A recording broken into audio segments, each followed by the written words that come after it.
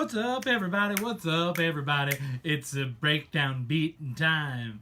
I didn't like beat in time. No, didn't like that. But welcome back to another beat breakdown, where I break down beats that are already finished and already out there, and you can already go listen to them on whatever streaming platform they're on. Today, we are breaking down Don't You Want Me by Abby V. Don't you want me, baby? No. Don't you want me? No. Don't you want me, baby? So let's dive into the Logic project, baby. So we have the vocals muted for right now, and this is the first time the beat comes in.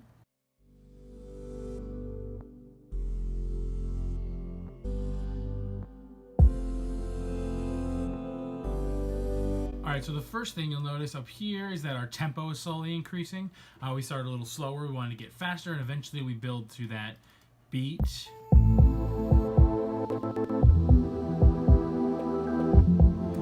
Get there. So the main thing that's happening is actually Abby herself doing some oohs that I have built into a software instrument. I can show you that. So it's actually just one of her oohs. Just did a tutorial Tuesday about this. You can see it's one ooh. I've dragged it throughout the entire keyboard so that I was able to play it in the way I wanted, and it's me playing some chords. After the fact, we have some EQ on there, we have some delay on there, and we also have low plate from Sound Toys putting a bunch of reverb on there. So let's hear that.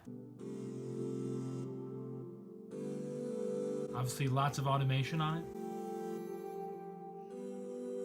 Along with that, we actually have another Abby singing, and this is an but on this one I've put a really cool plugin from Isotope, and that is Nectar, and you can do harmonizing with it. So that sounds like this.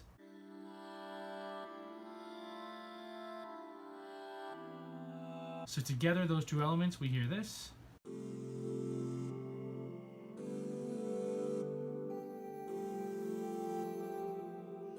Along with that, we slowly fade in a synth. As you can see, this is the ambient mod wheel morpher. I've done a bunch of customizing to it. I did some EQing. I put my own tape delay on it. Again, more reverb.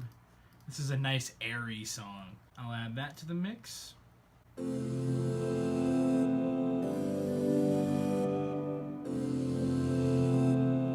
On top of that, we have a synth that is doing a lot of that pulling and quick cutoffs.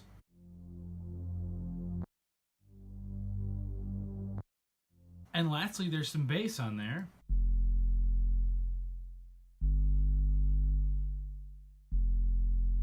Very little definition, just the pitch, because eventually we add in a kick. So let's listen to that entire verse, and this time I will put the vocals on top so you can hear the oohs and ahs she's doing. I picked you out, I shook you up, I turned you around, turned you into someone new. Now 5 years later, you got Pretty dope. Let's look at that pre-chorus. So the main synth we have here, you can see that I have actually bounced it in place so I can do a bunch of chops. Up here was the analog waves. I went through and I did a little bit of customizing to that, but after we've bounced it in place, we can do things like this. Fun, fun, fun. On top of that, we have an arpeggiator, which I showed you how to build in a tutorial Tuesday, and that sounds like this. The two of those together sound like this. Awesome, awesome, awesome. That mod wheel morpher that we had before is also on top of this. And then we have some kick and snare. I'll play it for you all together without the vocal.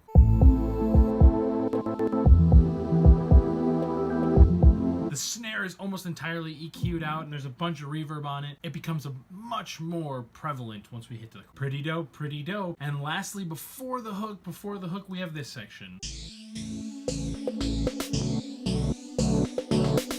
The main thing happening are those same two synths, and they're building up following that melody. We all know the melody of this part. much late to find when you think you changed your mind. So you can hear the synths are just following her up that scale.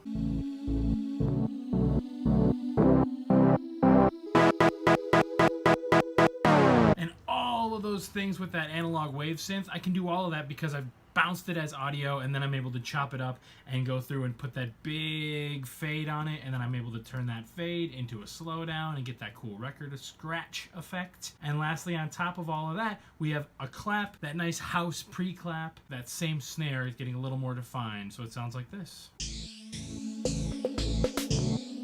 With the vocals, it sounds like this. It's much late to find when you think you change your mind. And now this is what our chorus sounds like. I'll play a little for you without her vocals on it. We immediately go into this much more halftime, sort of bouncy, almost hip-hop vibe. So let's check out what's going on here. Obviously, the main thing we have is that synth again. And you know I love for a halftime synth to let it have a slow attack on it and then a quick release so I can cut it off right where I want it.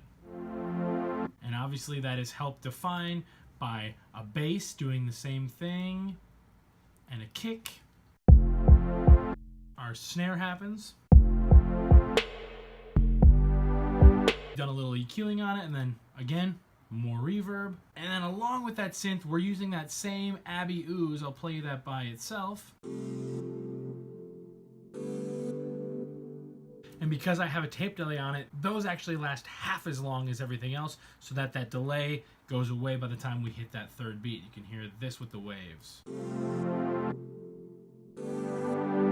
There's obviously a little carryover, which I like. It's that airy feel we were looking for. Little hi-hat on top. Then I also have a crash here, which is in the drum designer that I was able to go through and do some customizing. And the main thing I did was put a tremolo on that, you can see. Gives us a really bouncy, cool vibe once it's all together. Speaking of, let's hear that chorus all together without the vocals.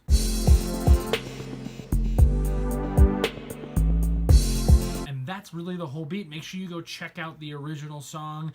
And as always, subscribe so you never miss a beat. Don't you want me back?